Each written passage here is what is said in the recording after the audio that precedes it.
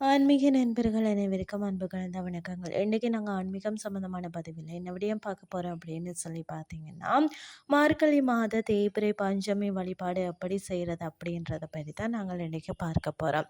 மார்கழி மாதத்தில் வரக்கூடிய தேய்பிறை பஞ்சமி என்பது பார்த்திங்கன்னா டிசம்பர் மாதம் 19ஆம் தேதி மதியம் 1:11 மணிக்கு ஆரம்பிக்கிறதா.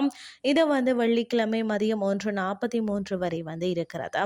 இந்த இடைப்பட்ட நேரத்தில் வராகி அம்மனை வழிபாடு செய்பவர்கள் இந்த ஒரு பொருளை வராகி அம்மனுக்கு நீங்கள் முன்பாக வைத்து வழிபாடு செய்யுங்கள். உங்களுடைய வாழ்க்கையில் தடைப்பட்டிருக்கக்கூடிய அனைத்து செயல்களும் தடையின்றி நடைபெறும் என்று கூறப்படுகிறது. அந்த பொருளை பற்றி தான் நாங்கள் இன்றைக்கு ஆன்மீகம் சார்ந்த பதிவில் பார்க்க போகிறோம். நாம் ஒவ்வொருவரும் நம்மளுடைய கஷ்டங்கள் தீரணும் அப்படின்றதுக்காக நம்மளுடைய இஷ்ட தெய்வத்தையும் குல தெய்வத்தையும் வழிபாடு செய்வோம். அப்படி பலரும் தங்களுடைய இஷ்ட தெய்வமாக பாவித்து வழிபாடு செய்யக்கூடிய ஒரு தெய்வமாகத்தான் வராகி அம்மனும் இருக்கிறார். வராகி அம்மனுக்கு உரிய திதியான பஞ்சமி திதி அன்று வராகி அம்மனை வழிபாடு செய்யும் பொழுதும் உங்களுடைய வாழ்க்கையில பல நன்மைகள் உண்டாகும் என்று கூறப்படுகிறது. அந்த வகையில தான் மார்கழி மாதத்துல வரக்கூடிய இந்த தேய்பிறை பஞ்சமி அன்று பார்த்தீங்கன்னா வராகி அம்மனை எப்படி வழிபாடு செய்கிறது அப்படின்றத பற்றி நாங்க பார்க்கலாம். இந்த வழிபாட்டை பார்த்தீங்கன்னா வியாழக்கிழமை மாலை 6 மணியில இருந்து 9 மணிக்குள்ள நீங்க செய்யலாம்.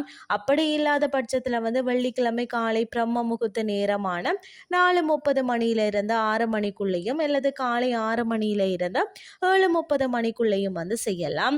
பிரம்ம முகூர்த்தத்துல செய்யும் பொழுது அதற்குரிய பலன் இன்னும் அதிகமாகவே இருக்கும். அது மட்டும் இல்லாமல் வீட்டுல வராகி அம்மனின் படமோ சிலையோ இருக்கும் பட்சத்துல அதை சுத்தம் செய்து சந்தனம் குங்குமம் வைத்து சிவப்பு நிற மலர்களால் அலங்காரம் செய்து கொள்ளுங்கள். ஒருவேளை படமோ சிலையோ இல்லை எனும் பட்சத்தில் ஒரே ஒரு அகல் விளக்குக்கு நீங்க தீபம் ஏற்றி அந்த தீபத்தில் வராகி அம்மன் எழுந்தருள வேணும் என்று மனதார நீங்க வேண்டிக் கொண்டு இந்த வழிபாட்டை நீங்க மேற்கொள்ளலாம். அதாவது பஞ்சமி திதி அன்று எந்த முறையில வராகி அம்மனை வழிபாடு செய்கிறோமோ அதே முறையில நீங்க வழிபாடு செய்துவிட்டு கூடுதலாக இந்த ஒரு வழிபாட்டையும் நீங்கள் மேற்கொள்ளுங்கள்.